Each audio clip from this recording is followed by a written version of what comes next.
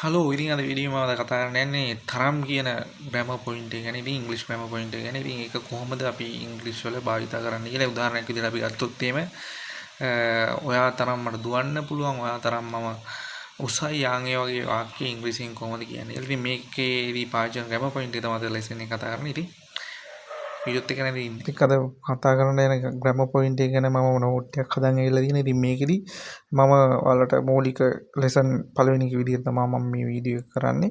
ඉතින් මේ තනතුරක් හෝ සමානකමක් දැක්වීම තමයි පාවිච්චි කරන්නේ. ඉතින් මේකෙදි වස්තුවක් හෝ පුද්ගලයන් දෙදුණු අතර පවතින සමානාත්මතාවය දැක්වීම සිංහලෙන් අපි පාවිච්චි කරන තරමට වගේ කියන පද තියෙන ඒ වගේ දේවල් තමයි වගේ වචන හදන්න තමයි වාක්‍ය හදන්න තමයි අපි මේ ග්‍රැමර් පොයින්ට් එක පාවිච්චි කරන්නේ. ඉතින් මේකෙද ගොඩක් අපි සිංහල භාෂාවේ පාවිච්චි කරන උපමා උපමේය හදද්දිත් මේ ග්‍රැමර් පොයින්ට් එක තමයි පාවිච්චි කරන්නේ. මේකේ විශේෂ රීතියක් තියෙනවා. ඒ කියන්නේ මේකෙදි මූලික ස්වරූපය කියන්නේ ඇඩ්ජෙක්ටිව් වල මූලික ස්වරූපය තමා මේකෙදි පාවිච්චි කරන්නේ. මේ ග්‍රැමර් පොයින්ට් එක යූස් කරද්දි පාවිච්චි කරන්නේ.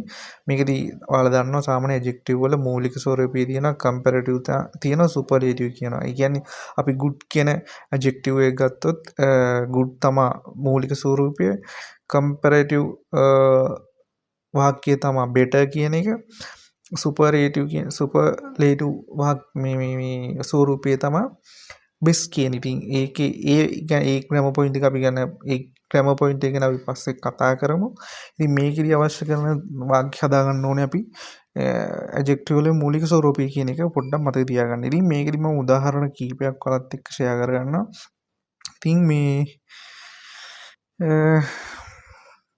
මේකෙදි ඉංග්‍රීසි වාක්‍යයේදී මෙම ඇස් යෙදුණු අදාළ විශේෂණ පදයට පෙර හා පසුව දෙවතාවක් යෙදිය යුතුයි කියලා තියෙනවා. ඒ කියන්නේ ඇස් කියලා එක මුලින් ලියලා ඊට පස්සේ ඇඩ්ජෙක්ටිව් එක ලියලා ඊට පස්සේ ඇස් කියන එක තමයි ලියන්න ඕනේ. ඉතින් මෙතන ධනපද දැම්මට එහෙම වාක්‍ය හදද්දී ධනපද දාන්න ඕනේ නැහැ. ඉතින් ඒක වරදවා මේව කරගන්න. ඉතින් අපි ඒක පුරුදු වෙන්නත් එක්ක මේ ග්‍රැමර් පොයින්ට්ස් ටිකක් බලමු. ඉතින් මේකෙදි මම වාක්‍ය 4ක් ගෙනල්ලා තියෙනවා. මේකෙදි මම පළවෙනි වාක්‍ය විදිහට අරන් තියෙනවා අජිත් ගීතා තරම්ම උසයි. එනේ ඒ වාක්‍ය හදද්දී අජිත් කියන නාම පදයක්. ඉතින් Ajith is as tall as Geetha වල පේනවා as tall as කියන්නේ තරමට උසයි. tall කියන්නේ උසයි කියන එක, as tall as කියන්නේ තරමට උසයි. ඉතින් ওই විදිහට තමයි වාක්‍ය හදාගන්න. ඉතින් මේකෙත් තව උදාහරණ 3ක් තියෙනවා. ඉතින් ඒ තුනත් මමද කතා කරලා මේ වීඩියෝ එක ඉවර කරන්න. ඊළඟ තමයි she is as smart as her mother. ඉතින් මේකෙදි ඇය ඇගේ මව තරමට බුද්ධිමත් කියන විදිහට මේ වාක්‍යය තමයි මෙතනදී හදලා තියෙන්නේ. ඊළඟට තියෙනවා he runs as fast as cheetah. මේකෙදි ඔහු චීටා තරම් වේගයෙන් දුවයි.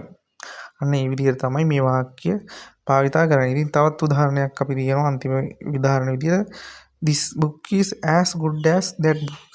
කියන්නේ මෙම පොත අර පොත තරම්ම හොඳයි. ඉතින් as good as කියන්නේ අර පොත තරමට හොඳයි. කියන්නේ that book කියන එක අන්තිමේදී තියෙනවා as good as කියන තරමට හොඳයි කියන. ඉතින් මේකෙදි තව පොඩි උදාහරණයක් මම කියන්නම්. මේක උපමා උපමේය සඳහා පාවිච්චි කරන උදාහරණයක් විදිහට මම උපමා උපමේය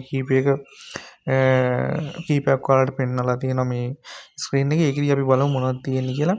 මේ තියෙන as blind as a bat. වවුලෙකු වගේ. ඉතින් මේකෙදි වගේ කියන අදහස ගොඩක් උපමා උපමේයදී පාවිච්චි කරන්නේ වගේ කියන එකට.